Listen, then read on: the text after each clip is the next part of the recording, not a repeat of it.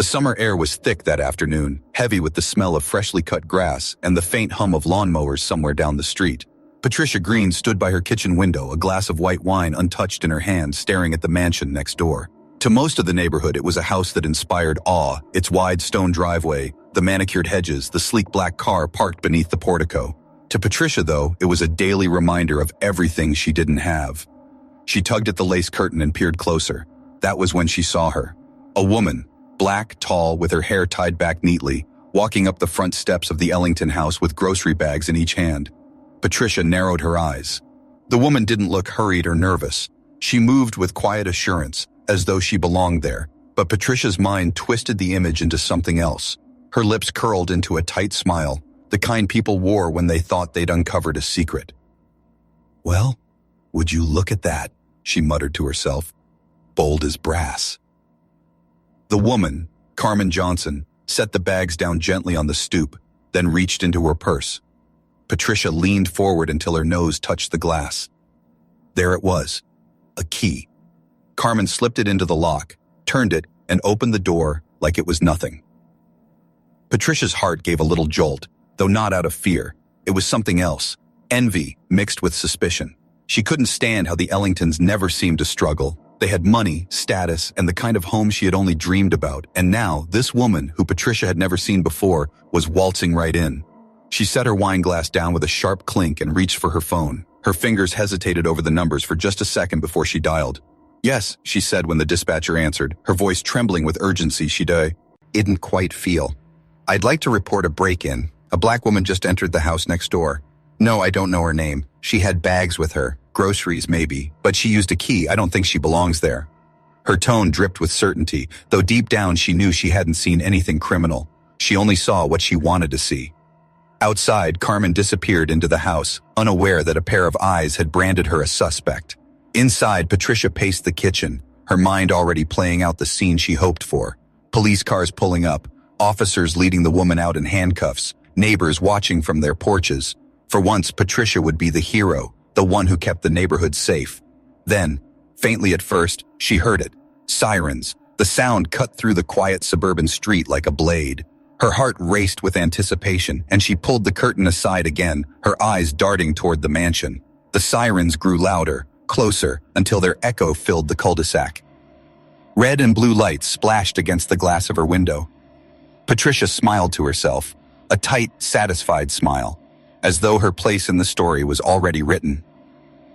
But inside the Ellington house, Carmen was just unloading the groceries. She hummed softly under her breath, placing fruit into a glass bowl, bread onto the counter. She was used to long hours and heavy work, but she did it with pride. What she didn't know, what she couldn't yet know, was that outside, a storm was gathering. The sound of car doors slamming shut broke the calm of the afternoon. Patricia's chest swelled. She pressed her face to the window, her pulse quickening. And inside the mansion, Carmen froze mid-step, a bag of oranges in her hands. Through the thick stone walls, she heard it too, the muffled thump of boots on the driveway, the faint crackle of police radios. In that moment, the air seemed to shift. The hum of the lawnmowers faded, the world outside stilled, and a quiet dread settled over the street. The stage was set. Two women, two stories, about to collide in a way neither of them could ever forget. The flash of red and blue lights painted the Ellington driveway in sharp, jagged colors that didn't belong to the quiet neighborhood. Two patrol cars rolled in slow and deliberate, their radios crackling with clipped voices. Car doors opened with a heavy thud, and the sound of boots on pavement followed. Patricia Green's heart hammered in her chest as she watched from her kitchen window. She clutched her wine glass again, not to drink but to steady her trembling hand. The scene was unfolding exactly as she had imagined it. Officers swarming the mansion next door, ready to expose what she was certain was happening. She whispered under her breath, almost giddy, "Finally, someone will see I was right." Across the yard, Carmen Johnson had just finished placing the last bag of groceries on the marble counter. She was wiping her hands on a dish towel when she caught the faint reflection of lights flickering across the kitchen window. Her body stilled. She tilted her head, listening. Voices, radios, the unmistakable crunch of heavy boots against stone. Her first instinct wasn't fear, it was confusion. She had been working for the Ellingtons long enough to know she belonged in that kitchen, in that home. Yet the sudden arrival of police cars made her stomach sink with a heaviness she recognized all too well. A knock. sharp and commanding, rattled the front door. Carmen set the dish towel aside, inhaled slowly, and walked toward the entryway.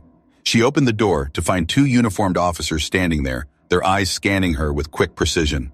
"Ma'am," the taller officer said, voice firm but polite. "We had a report of a possible break-in. Can we ask what you're doing here?" Carmen blinked, caught between disbelief and resignation. "I'm working," she replied, Eve.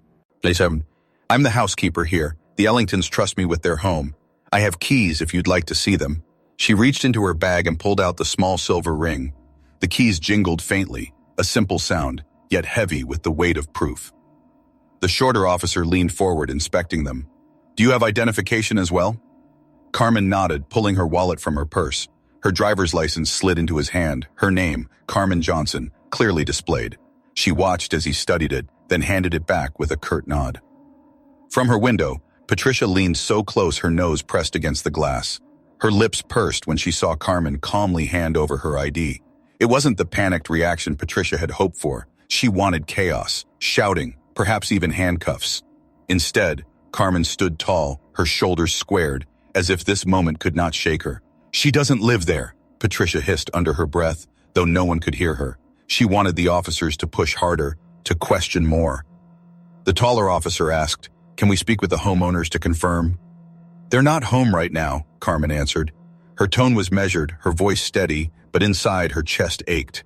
She hated the way this felt, having to prove she belonged somewhere she already did. "I can show you where I keep the receipts from the groceries I just bought," she added, gesturing toward the kitchen. "I can show you the household schedule Mrs. Ellington leaves me every week." The officers exchanged a look. They weren't hostile, but the doubt lingered. And then came the voice Patricia had been waiting for, floating across the yard from her porch. "Officers! Officers! Over here!" Patricia stepped outside, her robe pulled tight around her frame, her hair pinned back neatly. She raised her chin high, speaking with exaggerated urgency. "That woman does not belong in that house. I've lived here 20 years, and I know who comes and goes. I've never seen her before in my life." Her words carried across the driveway like accusations carved into stone. Carmen turned slowly, her eyes meeting Patricia's. For a brief second, the world seemed to freeze. The curtain had fallen, and the play was underway. The officers, caught between Patricia's certainty and Carmen's composure, shifted their stance. Suspense coiled in the air, tighter with every breath. And inside Carmen's chest, a quiet dread pressed down, though she refused to show it on her face. The police lights still flashed. Neighbors were beginning to step outside, drawn by the commotion. The stage was no longer private, it was public now. And the next few moments would decide everything. The voices outside rose and tangled in the heavy air, suspicion and defense colliding in sharp tones. Carmen stood in the doorway, her hands folded calmly in front of her, though every muscle in her body was coiled tight. The police officers shifted uneasily, caught between Patricia's loud certainty and Carmen's quiet composure. Then, from down the street, came the deep purr of an engine, smooth, powerful, unmistakable. Heads turned as a sleek black Bentley rolled into the cul-de-sac, its polished surface reflecting the swirl of red and blue lights. The car slowed to a stop in front of the Ellington home. The driver's door opened, and out stepped James Ellington. His presence was immediate. Tall, sharply dressed even in the late afternoon, his tailored suit jacket caught the last glint of sunlight. He was the kind of man who turned silence into command without a word. His eyes swept the scene, the flashing lights, the officers on the doorstep, Carmen standing with her keys in hand. "What?" James said slowly, his voice low but cutting through the air like glass. "Is happening here?" The taller officer straightened instinctively, as if answering to authority higher than his own. "Sir, we received a call about a possible break-in. This woman—" He hesitated, glancing at Carmen. "She claims to be the housekeeper." James's jaw tightened. He turned toward Carmen, his expression softening in an instant. "Carmen," he said, his tone warm, steady, unmistakably trusting. "Are you all right?" The question, simple yet profound, sent a ripple through the gathering crowd. Carmen nodded faintly, though her eyes glistened. "I'm fine," she said softly. "I was just putting the groceries away." James's gaze snapped back to the officers. "She doesn't claim to be the housekeeper," he said firmly. "She is the housekeeper. She's worked for me and my wife for years. She has full access to this home. She is trusted, valued, and part of this family." Patricia, who had been standing proudly on her lawn, stepped forward, her words tumbling out. "Mr. Ellington, I only called because I thought she was an intruder. I've never seen her before, and I was worried for your safety." James's eyes cut to her, sharp and unblinking. You thought she was an intruder because you've never seen her? His voice carried a dangerous calm, the kind that held more weight than shouting ever could. Or because you didn't think someone like her belonged here? Patricia flushed red, but she lifted her chin, defiant. I was protecting the neighborhood. The words rang hollow in the charged air. Neighbors who had gathered began to murmur among themselves. Some looked down, uncomfortable. Others stared openly, waiting to see what would happen next. James took a step closer, his presence towering over the tension. You humiliated a woman who has done nothing but dedicate her time and care to my family. She works harder in a single day than most people work in a week, and you, his voice sharpened, you thought the best use of your time was to drag her dignity through the dirt? Patricia opened her mouth, but no sound came out. For the first time, her certainty faltered. James turned back to the officers, his tone returning to calm authority. Gentlemen, you've done your duty by responding. Now you can close this matter. Carmen is exactly where she should be. The officers exchanged a quick glance before nodding. Understood, sir, the taller one said. They stepped back, their radios crackling again as they began to disperse. Carmen exhaled slowly, the tightness in her chest loosening. But it wasn't just relief she felt. It was something deeper, the rare, searing experience of being defended, not quietly, not in whispers, but in front of everyone.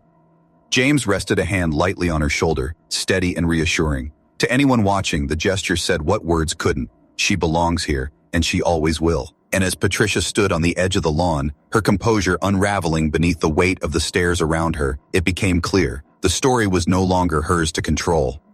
The crowd lingered, whispers weaving like smoke through the warm evening air. The police lights still flickered against the Ellington mansion, though the officers had stepped back, their hands resting lightly on their belts. Patricia stood frozen, her face tight with indignation, as though she were clinging to the last threads of her version of the story. Carmen remained by the door, the cool metal of the keys still pressed in her palm. For years, she had learned to let things slide, to take deep breaths, to swallow down the sting of assumptions. But tonight felt different. Tonight, the world had paused, and she was standing in the center of it. James's hand was still firm on her shoulder, an anchor. His defense had lifted some of the weight pressing down on her chest, but something deeper stirred within her, a fire that had been waiting too long to speak. Slowly, she stepped forward, away from the doorway, and into the open air where every eye in the Col d'Ivoire could see her. Her voice was calm, but it carried, steady as stone. This isn't about safety, she said, her eyes fixed on Patricia. This isn't about protecting the neighborhood. This is about who you think belongs and who you think doesn't. The murmurs stopped. The silence that followed was so sharp it cut through the hum of the police radios. Patricia's eyes widened, but she forced a laugh that fell flat. Don't be ridiculous. I was only looking out for the community. Carmen's gaze did not waver. Looking out for the community means knowing your neighbors, caring for them, respecting them, not calling the police because you can't imagine someone like me having a key to this house. She took another step forward, her voice unshaking now, her words edged with truth. You didn't see a stranger. You saw me, and you decided I couldn't belong. Gasps rippled through the crowd. A few neighbors shifted uncomfortably, suddenly aware of their own silence, of how many times they had looked the other way.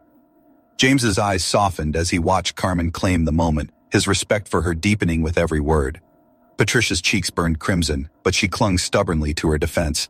I didn't mean it that way. I just thought... You thought wrong, Carmen cut in, not harshly, but firmly, with the clarity of someone tired of bending.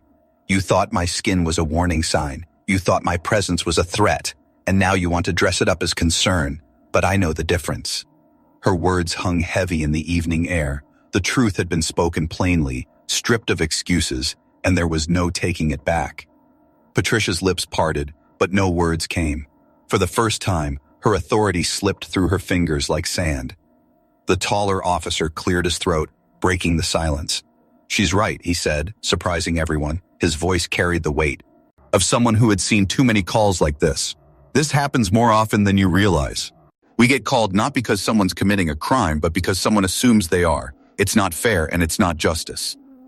The statement stunned Patricia. The crowd, too, seemed to shift, their eyes no longer on Carmen as the suspect, but on Patricia as the accuser. Carmen exhaled, her chest rising and falling with the release of words she had kept inside for far too long. Her dignity was no longer in question. It radiated from her, undeniable, unshakable. James stepped closer, his voice calm but commanding. You should think carefully before you decide who belongs and who doesn't, Patricia. Because what happened tonight wasn't about protecting anyone. It was about exposing your own prejudice.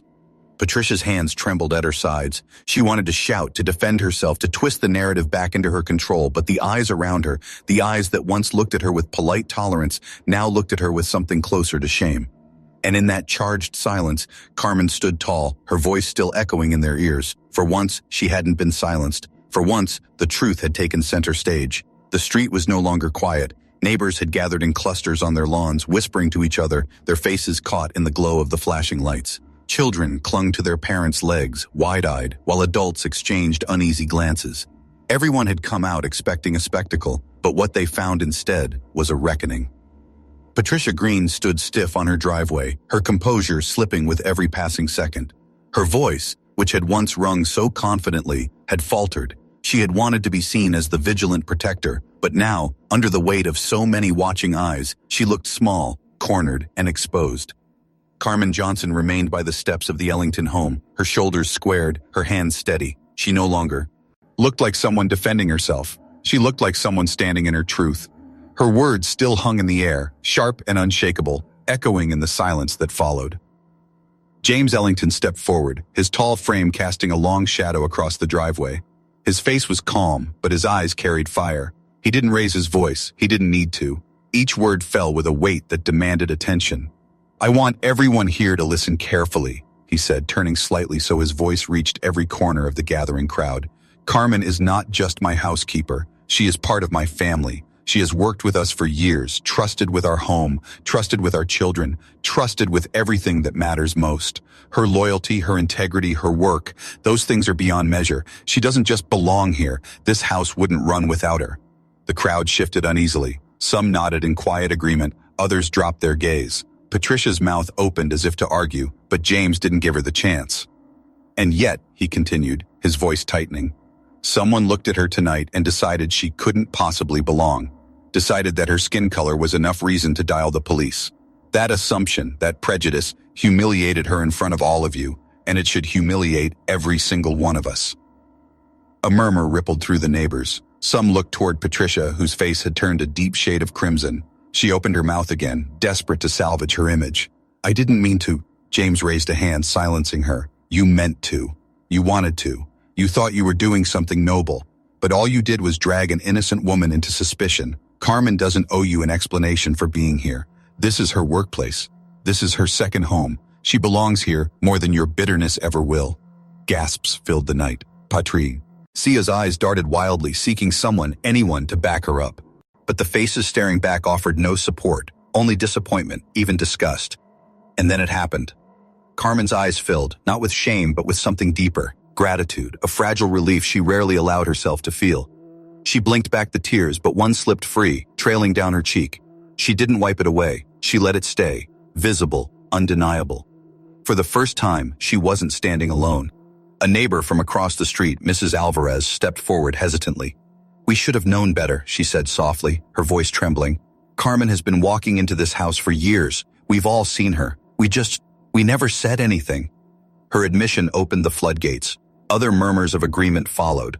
People nodded, some ashamed, others moved.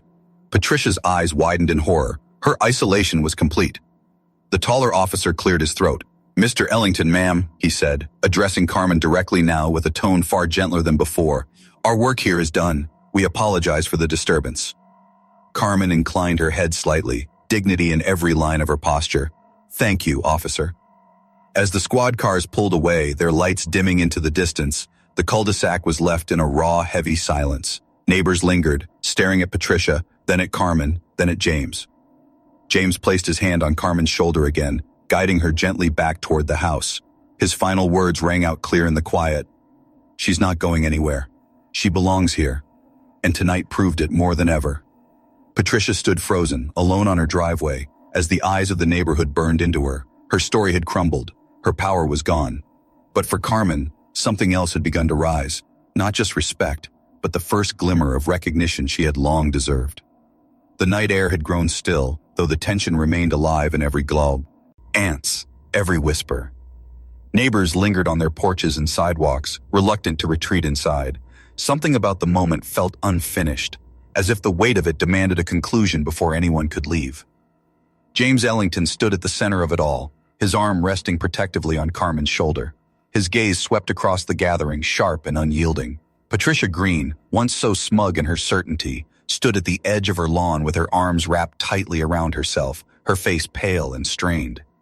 James's voice broke the silence, steady and deliberate. What happened here tonight should never have happened, but since it did, there's something all of you should know. Carmen turned her head slightly, her brow furrowing. She hadn't expected him to say more. She would have been content to end the night with the truth already spoken, but James's eyes carried the weight of a man who wasn't finished. This woman, he said, gesturing toward Carmen, is not just the person who keeps my home running. She's not just the one who makes sure my children are cared for when my wife and I can't be here. She is so much more than that. The crowd leaned closer, caught by the gravity in his words. Even Patricia's stiff posture wavered, her curiosity cutting through her embarrassment. Carmen is working on her master's degree in social work, James continued, his voice swelling with pride. After long days here, she spends her nights studying. She is preparing to build something far greater than this house. A foundation for women of color working in service jobs. She wants to give them resources, protection, and dignity that society too often strips away. And I am proud to say, I will be funding that foundation. A collective gasp rippled through the neighbors. Carmen's eyes widened, stunned. She hadn't expected him to share her dream, not now, not like this, and certainly not in front of a crowd that had just watched her be treated like an intruder. She opened her mouth, her voice catching. Mr. Ellington, James's expression softened, though his voice remained firm. Carmen, you've given so much of yourself to others without asking for anything in return. It's time everyone here sees you for who you are, not through the narrow lens of prejudice, but as the remarkable woman you are. You belong in every room you walk into.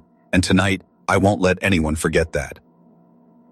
The silence that followed was thick, but this time it was not charged with suspicion. It was filled with awe. Neighbors looked at Carmen differently now, their gazes no longer questioning but humbled. Some looked ashamed, realizing they had walked past her countless times without ever truly seeing her. Carmen's throat tightened. Her hands trembled slightly as she pressed them together in front of her. Tears blurred her vision, but this time they weren't from humiliation. They were from something deeper, a validation she had carried quietly in her heart for years, but never dared to expect from others. Patricia's lips parted, but no words came. For the first time, her certainty collapsed entirely. The woman she had tried to reduce to a suspect had been lifted higher than she could ever reach. Mrs. Alvarez, still standing with her arms crossed tightly around herself, stepped forward with a small, trembling smile. Carmen, she said softly, if there's ever a way I can support that foundation, I want to help. Others murmured in agreement. Heads nodded. Even the children seemed to sense something sacred was unfolding before their eyes. James gave a final, commanding look across the crowd. This is the last time anyone will question whether Carmen belongs here. She belongs everywhere, and I will stand beside her every step of the way. The neighbors slowly began to disperse, whispering, shaken, but carrying with them a truth they could not unhear. The image of Carmen, no longer a suspect but a woman unveiled, in her strength burned in their minds. Patricia remained rooted in place, unable to move, her world collapsing around her. And Carmen, she stood taller than she ever had before, her tears shining not with defeat, but with triumph. The next morning, the cul-de-sac was quieter than usual, but beneath that quiet ran a current of unease. Curtains twitched as neighbors peered out, their gazes shifting between Patricia Green's immaculate white house and the Ellington mansion across the street. Patricia hadn't left her home since the night before. Her blinds stayed drawn, her car motionless in the driveway. For a woman who once relished being the self-appointed voice of the neighborhood, the silence was deafening. Inside, she sat hunched at her breakfast table, coffee untouched, her phone buzzing with messages she didn't dare open. She knew the whispers were everywhere, on the local Facebook group, in text threads between neighbors, even in hushed conversations at the corner cafe. The words all carried the same sting. Patricia crossed a line. Patricia exposed herself. She replayed the scene in her mind over and over, Carmen's steady voice, James's sharp rebuke, the officer's admission, and then the worst part, the looks on the faces of people Patricia had once thought respected her. She could still feel those stares pressing against her skin, stripping her of the authority she had wielded for years. By midday, she finally opened her door, only to find Mrs. Alvarez waiting on the sidewalk, arms folded. Patricia stiffened, lifting her chin. "Good afternoon," she said, her voice brittle. Mrs. Alvarez didn't return the greeting. "Patricia," she said, her tone measured but firm, "what you did last night was wrong. We all saw it. We all heard it. And you owe Carmen an apology." Patricia's cheeks flushed. "I was only trying to protect the community," she muttered. The old refrain sounding emptier with every use. "No," Mrs. Alvarez interrupted, her eyes narrowing. "You were trying to protect an idea of the community that only exists in your head, and you hurt someone who deserved better." The exchange didn't last long. Patricia retreated inside, her defenses crumbling with each word, but it marked the beginning of her unraveling. One by one, neighbors stopped waving when she passed. Invitations stopped arriving. Conversations that once included her shifted away. The isolation she had inflicted on Carmen the night before now wrapped tightly around her. Meanwhile, across the street, Carmen moved through her day with quiet steadiness. She washed the linens, prepared meals, tended to the house, but there was a lightness in her step, a subtle change in the way she carried herself.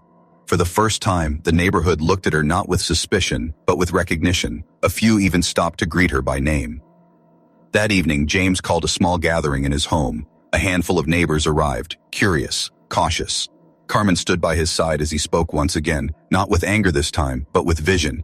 He shared details of the foundation Carmen dreamed of building, describing how it would protect and uplift women who worked in silence, often invisible, yet vital to countless families. "This isn't just about Carmen," James said, his hand resting gently at her back. "It's about all the women like her, whose worth has been overlooked for far too long, and I intend to ensure this neighborhood is remembered not for one woman's prejudice, but for the way we chose to rise above it." Applause filled the room, soft at first, then swelling. Carmen blinked back tears, overwhelmed not by pity, but by genuine support. Neighbors stepped forward, offering donations, contacts, resources. The foundation that had once lived only in the quiet corners of her notebooks was taking its first breath of life. And Patricia?